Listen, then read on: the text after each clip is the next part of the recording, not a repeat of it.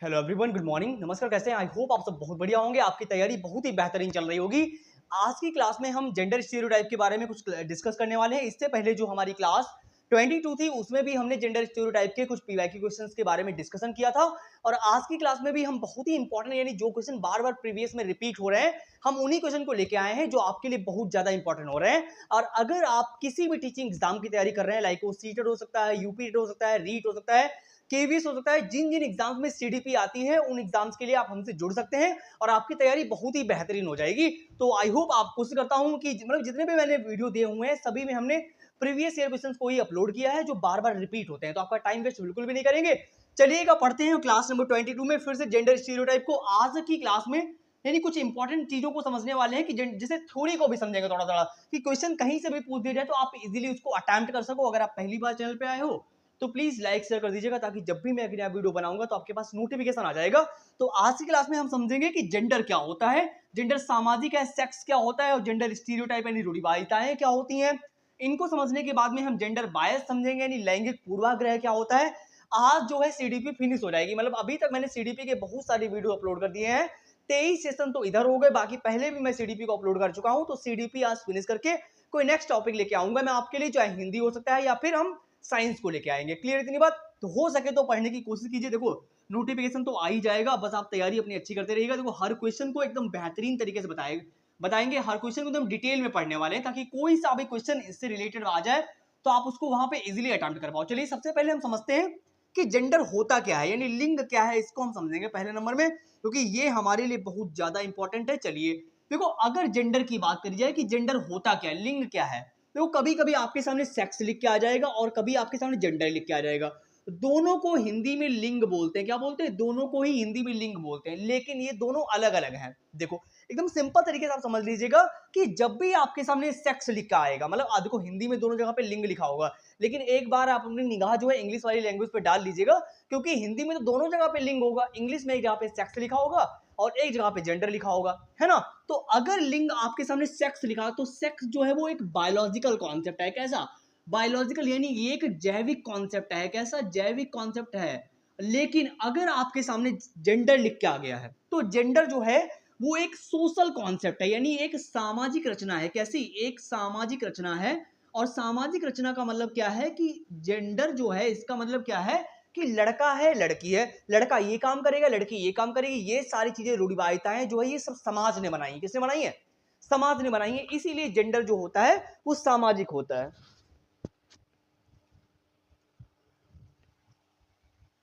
Clear इतनी बात? तो आपको ये समझ में आ गया होगा कि जेंडर लिख के आएगा तो आप बोलोगे सामाजिक रचना है, लेकिन आपके सामने अगर लिंग लिख के आएगा तो आप बोलोगे, यानी सेक्स लिख के आएगा तो एक बायोलॉजिकल कॉन्सेप्ट होता है। यहाँ पे देखो रूढ़िवादिताएं जो भी हमारे समाज में फैली चल रही है वो सब समाज ने बनाई हुई है। यानी लड़का है, लड़का कार से खेलेगा तो ये भी समाज ने बनाया हुआ है, लड़की है तो लड़की गुड़ियों से खेलेगी तो ये भी समाज ने बनाया हुआ है। इसीलिए जेंडर जो होता है वो सोशल कॉन्सेप्ट होता है और इससे रिलेटेड क्वेश्चन तो आने ही आने वाला है। 110% सीटेड में तो आएगा ही आएगा। तो तैयारी अपनी बढ़िया करते रहिए। तो ये कॉन्सेप्ट आपका क्लियर हो गया कि सेक्स और जेंडर से रिलेटेड अगर कोई क्वेश्चन आएगा तो आप उसको इजीली अटेम्प्ट कर पाओगे। क्लियर इतनी बात? तो अब हम चलेंगे नेक्स्ट स्लाइड पे और समझते हैं कि नेक्स्ट स्लाइड में क्या कह रहा है हमारा टॉपिक है। देखो अब हम यहाँ पे समझ लेते हैं कि जेंडर स्टीरियोटाइपिंग क्या होती है, यानी लैंगिक रूढ़िवादिता क्या होती है। देखो ये बहुत इंपॉर्टेंट है और हमारा टॉपिक ही लैंगिक रूढ़िवादिता चल रहा है, यानी हम अभी जेंडर स्टीरियोटाइप के बारे में ही पढ़ रहे हैं। देखो स्टीरियोटाइप के बारे में अगर कहा जाए तो ये होती क्या है। देखो इसका मतलब ये होता है कि जैसे जो पुरानी अवधारणाएं चलती चली आ रही है, यानी जो बहुत दिनों से पुरानी पुरानी प्रथाएं चलती आ रही हैं उन्हीं पे काम करना जेंडर स्टीरियोटाइपिंग कहलाता है। जैसे मान लीजिए बहुत पुराने समय से ये प्रथा चलती आ रही है कि महिलाएं जो है वो घर में खाना बनाएंगी, पुरुष जो है वो बाहर कमाने जाएंगे, तो ये एक जेंडर स्टीरियोटाइपिंग है। लड़का जो है वो कार वगैरह से खेलेगा, लड़की वगैरह गुड़िया से खेलेगी, है ना। लड़कियां कमजोर होती हैं, लड़कियों के अंदर दिमाग नहीं होता, लड़कों के अंदर दिमाग होता है। ये लड़के मैथमेटिक्स में अच्छे होते हैं, लड़कियां मैथमेटिक्स में अच्छी नहीं होती, लड़कियां गायन शक्ति में अच्छी होती हैं, सिंगिंग कॉम्पिटिशन में अच्छी होती। तो ये सारे के सारे स्टीरियोटाइपिंग है। क्या है? स्टीरियोटाइपिंग है। लेकिन अभी हम समझने वाले हैं कि जेंडर बायस क्या होता है। लेकिन अभी इस स्लाइड में हम समझ रहे हैं रूढ़िवादिता के बारे में। देखो यहाँ पे लिखा क्या है इन्होंने लिखा है कि जो चीजें तथ्य पहले से चलती आ रही, मैंने अभी बोला आपको, जो अवधारणाएं पहले से चलती चली आ रही हैं उसी को मानना जेंडर स्टीरियोटाइपिंग कहलाता है। जैसे महिला घर के कामकाज करती है और पुरुष बाहर के कामकाज करता है। देखो यही बात सेम यहाँ पे लिखी हुई है जो मैंने अभी आपको बताई कि यहाँ पे एग्जाम्पल भी इन्होंने दिया हुआ है कि एग्जाम्पल फॉर दैट पुरुष जो होते हैं वो बाहर काम करने जाते हैं और महिलाएं जो हैं वो घर में खाना बनाती हैं। ये प्रथाएं बहुत दिनों से चली आ रही हैं, है ना। और इन्हीं को मानना ही जेंडर स्टीरियोटाइपिंग यानी जेंडर लैंगिक रूढ़िवादिता कहलाती है। देखो इतने इजी क्वेश्चंस आते हैं, अभी हम क्वेश्चंस भी करने वाले हैं, यानी इससे रिलेटेड पीवाई के क्वेश्चंस को भी डिस्कस करें तो इजीली आपको चीजें समझ में आ जाएंगी बहुत ही बेहतरीन तरीके से, है ना। चलिए आपको ये तो समझ में आ गया कि रूढ़िवादिता क्या होती है, यानी पुरानी प्रथाओं पे काम करना, उन्हीं को मानना जेंडर स्टीरियोटाइपिंग कहलाता है। चलिए अब हम चलते हैं आगे, देखते हैं जेंडर बायस क्या होता है। अब हम समझेंगे कि जेंडर बायस, देखो एक ही बार में समझ जाओगे, इतना इजी है सब कुछ, मतलब आपको दिमाग लगाने की कोई आवश्यकता नहीं है। अगर आप टीचिंग की प्रिपरेशन कर रहे हो एज अ टीचर, इतनी तो समझ आपके अंदर कॉमन सेंस तो होगा ही होगा, है ना। देखो अब हम समझते हैं कि लैंगिक पूर्वाग्रह क्या होता है, यानी जेंडर बायस क्या होता है। पढ़िए जरा एक मिनट क्या लिखा हुआ है यहाँ पे, फिर हम आगे बताएं आपको।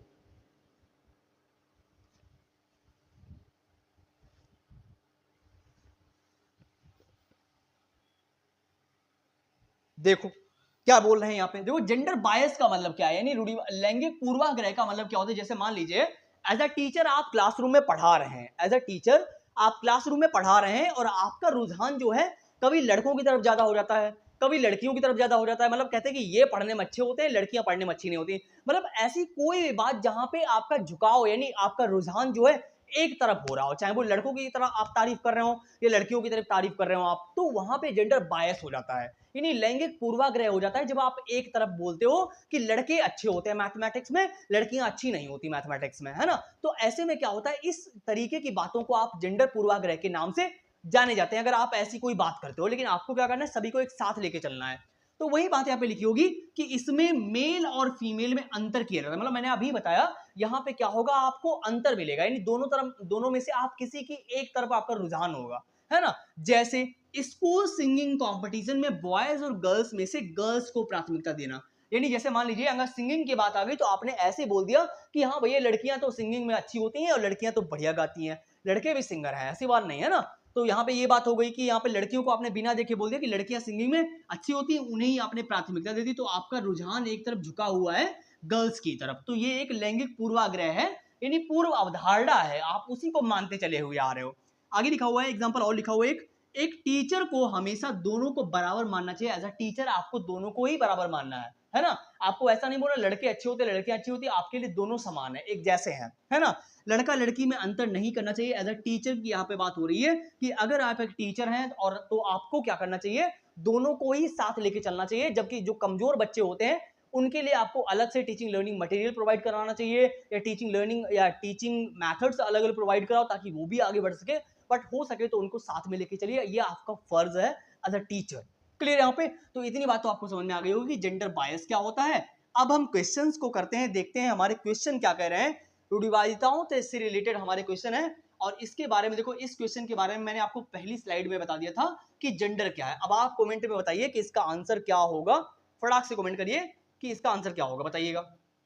देखो आपसे पूछा गया है जेंडर, क्या पूछा गया है, इन्होंने पूछा जेंडर कैसा कॉन्सेप्ट है, यानी कैसी अवधारणा है, इन्होंने पूछा है। कमेंट करिए चारों ऑप्शन में से कौन सा ऑप्शन यहाँ पे क्लियर होगा। चलिए देखो जेंडर के बारे में बताया, मैंने अभी आपको बताया था कि जेंडर जो होता है वो एक सामाजिक रचना होती है, क्योंकि ये समाज ने बनाया हुआ है कि आप ये काम करोगे, लड़कियां ये काम करती हैं और लड़के ये काम करते हैं। देखो जेंडर ना तो मनोवैज्ञानिक है और ना ही जैविक है। अगर यहाँ पे सेक्स की बात होती, लिंग की बात होती, तो हम जाते जैविक के साथ में, और शारीरिक की यहाँ पे कोई बात नहीं, सामाजिक है तो सामाजिक जो है वो जेंडर ही होता है, क्योंकि ये सारी रचनाएं समाज ने बनाई हुई है कि आप ये काम करोगे, लड़का है तो वो गुड़ियों से नहीं खेलेगा, क्लियर, ये लड़का है तो वो सिंगिंग कॉम्पिटिशन में अच्छा नहीं होगा। तो ये सारी चीजें जो है वो समाज ने बनाई हुई है, इसीलिए हम फर्स्ट ऑप्शन के साथ में जाएंगे, क्योंकि जेंडर जो है वो कैसा होता है, जेंडर जो है वो सामाजिक होता है, सोशल कॉन्सेप्ट होता है। कैसा होता है, सोशल। हम जाएंगे थर्ड के साथ में, क्लियर यहाँ पे इतनी बात। हमारे स्क्रीनशॉट, फिर हम आगे बढ़ते हैं और समझते हैं कि नेक्स्ट जो है क्वेश्चन क्या कह रहा है हमारा। क्वेश्चन नंबर 2 पे चलिए, लिखा क्या है देखिए, पढ़िए फटाक से। देखो बहुत ही बेहतरीन क्वेश्चन है, कई बार ये पूछे गए हैं, मतलब मैंने हर क्वेश्चन हर सेट में मैं वही क्वेश्चन लेता हूं जो कई बार पूछा गया है। देखो लिखा हुआ है कि 4 साल के राहुल, क्या लिखा हुआ है, 4 साल के राहुल को एक गुड़िया उपहार में मिलने पर वह बोला, मतलब एक लड़का है, उसको उपहार में गिफ्ट में किसी ने गुड़िया दे दी है, डॉल दे दी है, कह रहे हैं कि गिफ्ट में, तो वह बोला मैं इसका क्या करूंगा, लड़के गुड़ियों से नहीं खेलते हैं। क्या लिखा हुआ है, लड़के जो होते हैं वो गुड़ियों से नहीं खेलते हैं। इसका क्या मतलब है, मतलब ये क्या दर्शाता है यहाँ पे। बहुत अच्छा क्वेश्चन पूछा गया है। एक लड़का है पार्टिकुलर जिसको गिफ्ट में किसी ने एक डॉल दे दी है, वो कहता है कि मैं तो लड़का हूं, मैं गुड़ियों से थोड़ी ना खेलूंगा। तो ये कथन क्या दर्शाता है बताइए पूरा।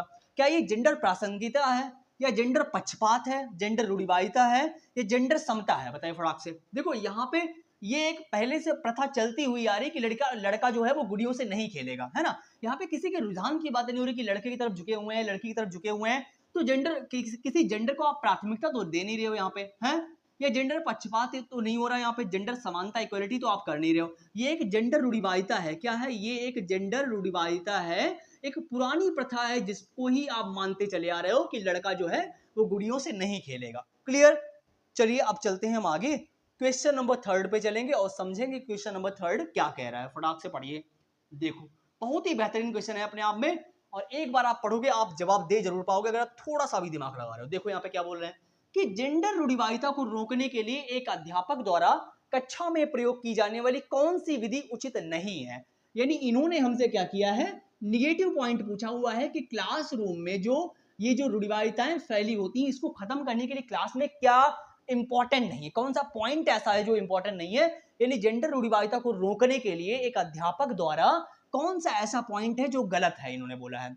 क्या जेंडर पक्षपात को चुनौती देना, कक्षा में बालक बालिकाओं को अलग अलग बैठाने की व्यवस्था कराना, जेंडर भेदभाव पर चर्चा करना, ऐसे उदाहरणों का प्रयोग करना जिसमें लड़के और लड़कियां गैर परंपरावादी भूमिकाओं में दिखाई। देखो यहाँ पे जेंडर भेदभाव पर चर्चा जब आप डिस्कस करोगे तो वहां से हल सॉल्यूशन निकलेगा, है ना।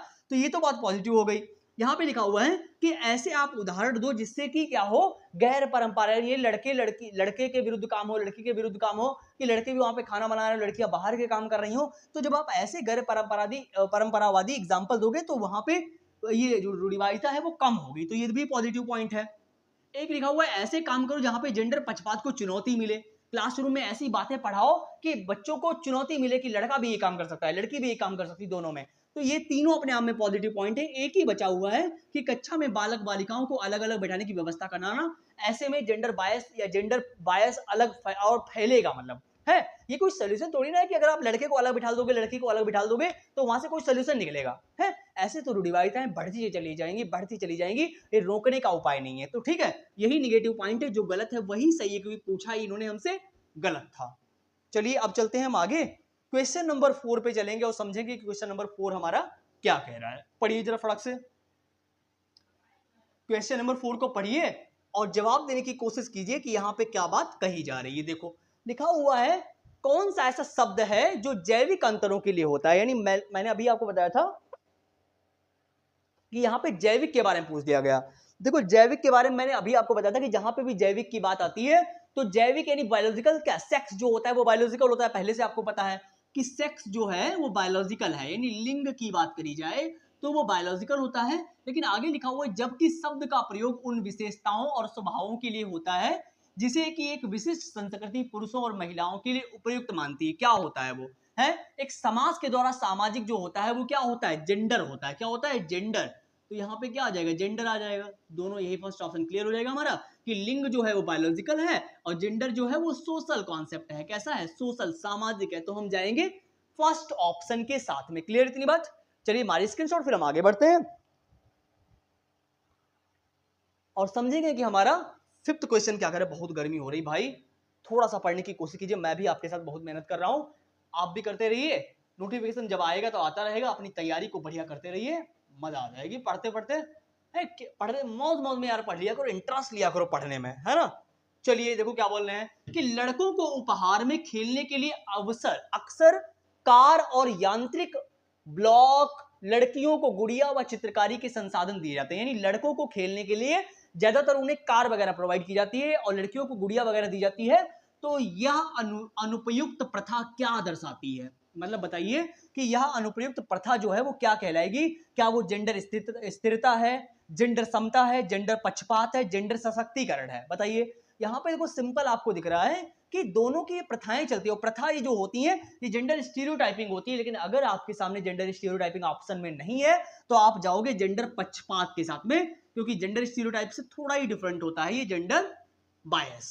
क्लियर? यहाँ पे पढ़ लिया हम लोगों ने क्वेश्चन नंबर 3। क्वेश्चन नंबर 5 को ऑप्शन नंबर 3 में जाएंगे हम इसके साथ में, क्योंकि ये भी एक जेंडर बायस ही है। आप लड़कों लड़कियों की प्रथाओं को पहले से चले आ रहे हो कि लड़का इसी साथ खेलेगा, लड़कियों को ही गुड़िया पसंद होती है। चलिए अब चलते हैं आगे, क्वेश्चन नंबर 6 को पढ़ते हैं, देखते हैं क्वेश्चन नंबर 6 क्या कह रहा है हमारा।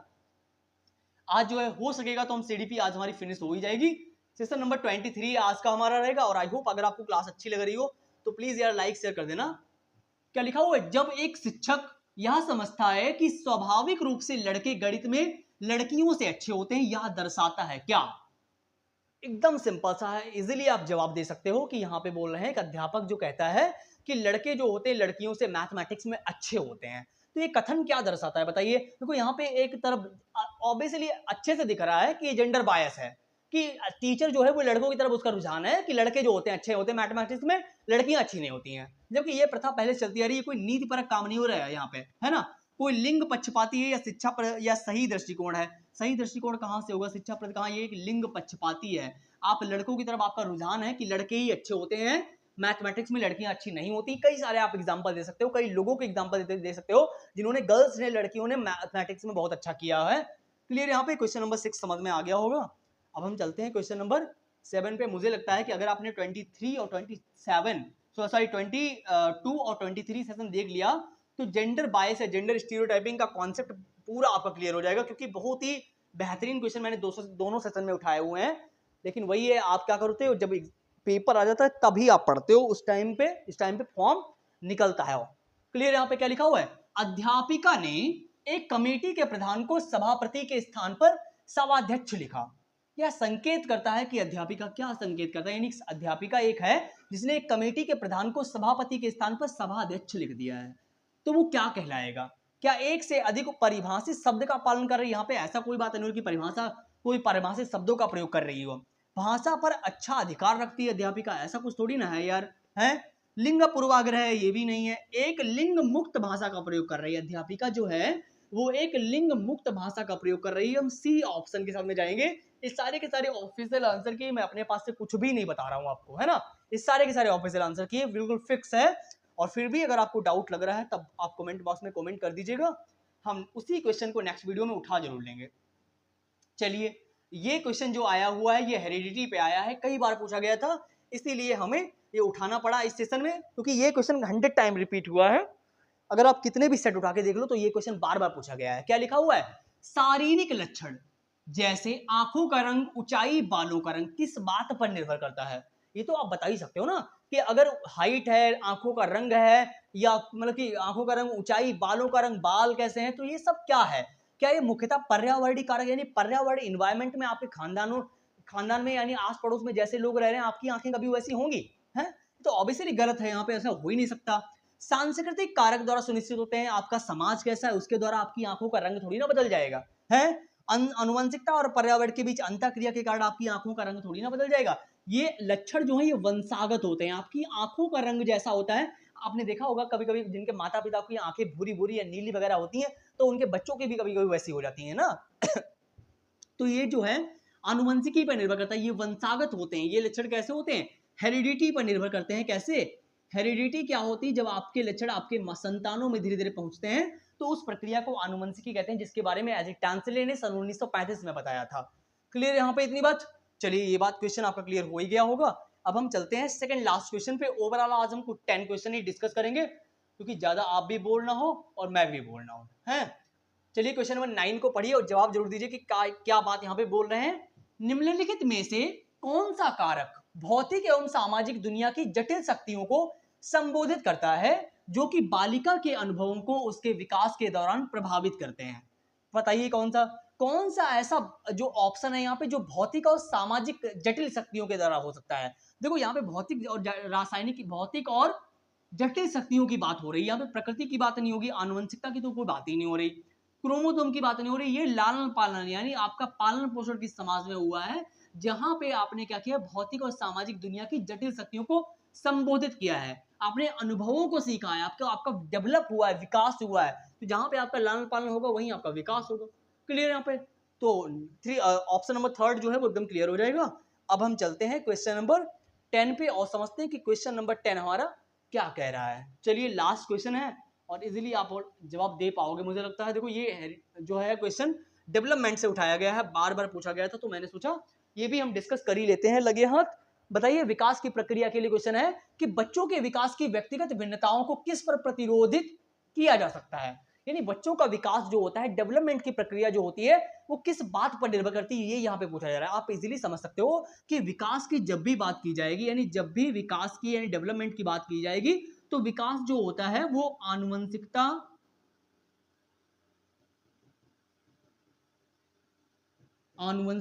और हेरिडिटी, यानी आनुवंशिकता और वातावरण, क्या बोलेंगे, आनुवंशिकता और वातावरण के गुणनफल के बराबर होता है। यानी विकास में क्या होता है, हेरिडिटी और इन्वायरमेंट जो होता है वो बराबर बराबर का रोल निभाते हैं। इतना आपको पता होना चाहिए कि जो हमारा डेवलपमेंट है वो हेरिडिटी और इन्वायरमेंट के गुणनफल के बराबर होता है। क्लियर। तो दोनों ही बातें बहुत इंपॉर्टेंट रोल निभाती हैं किसी भी बच्चे के विकास में। यानी आनुवंशिकता एवं वातावरण की पारस्परिक क्रिया यहाँ पे हो जाएगी कि विकास जो होता है इसी बात पर निर्भर करता है, केवल वातावरण पे नहीं हो सकता, ना आनुवंशिकी पर और ना वातावरण पे, ऐसा तो बिल्कुल नहीं है। केवल आनुवंशिकता नहीं, थर्ड ऑप्शन पर हमारे पास एकदम बढ़िया है कि बच्चे के विकास में आनुवंशिकता और पर्यावरण का दोनों का ही बराबर बराबर रोल है। क्लियर इतनी बात। और आई होप आपको सारे क्वेश्चन बहुत ही इजी तरीके से समझ में आए होंगे और जितने भी मैंने बताए हुए हैं सभी में आपको जेंडर स्टीरियोटाइपिंग के बारे में समझ तो आ ही गए होंगे, जेंडर बायस भी समझ में आ गए। तो जेंडर बायस क्या होता है कि आपका एक तरफ रुझान होगा लड़के लड़कियों में से, और जेंडर स्टीरियोटाइपिंग का मतलब क्या होता है कि आप जो है पुरानी प्रथा पे काम कर रहे हैं जो पहले से चली आ रही है। क्लियर इतनी बात। तो आई होप सेशन अगर आपको अच्छा लगा हो तो प्लीज यार लाइक शेयर सब्सक्राइब कर लीजिएगा। मैं नेक्स्ट वीडियो डेली आपके लिए ला ही रहा हूँ 6 से 7 बजे के बीच में। क्लियर। और ओवरऑल 10 क्वेश्चंस आपने कितने आउट ऑफ सही किए वो आप मुझे बता के जाइएगा। सेशन अच्छा लगा हो तो प्लीज लाइक शेयर तो कर ही दोगे, कहने की बात तो है नहीं। मिलते हैं फिर एक नई वीडियो में नई आशा और उम्मीद के साथ में। Thank you so much for coming, thank you so much.